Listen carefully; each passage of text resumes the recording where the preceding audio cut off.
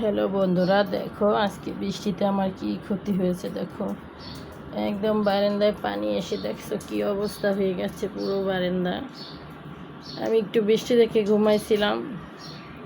দেখো আমার মেয়ে কিন্তু জাগনাই ছিল, একটু পরিষ্কারও করে নাই আর কিছুই করে নাই। আমি উঠে দেখি দেখো এরকম কি হালচাল। বুঝতে পারছো, বৃষ্টি আসলে এরকম হয় আমার বারান্দাটা। আর বিশেষ করে কিন্তু আমি ভাড়া থাকি, দেখতে পাচ্ছ। দেখো আজকে কিন্তু আমি ঢাকা থেকে এসেছি, এসে কিন্তু একটু বৃষ্টি দেখে ঘুমাইছিলাম। আর এই দেখো কি অবস্থা।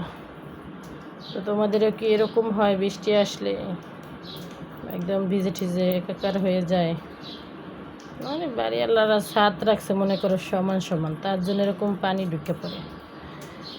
অন্তত ছাদ করলে এক হাত বাড়তি রাখতে হয়, তাহলে কিন্তু এই সমস্যাটা হয় না, পানি টানি আসে না।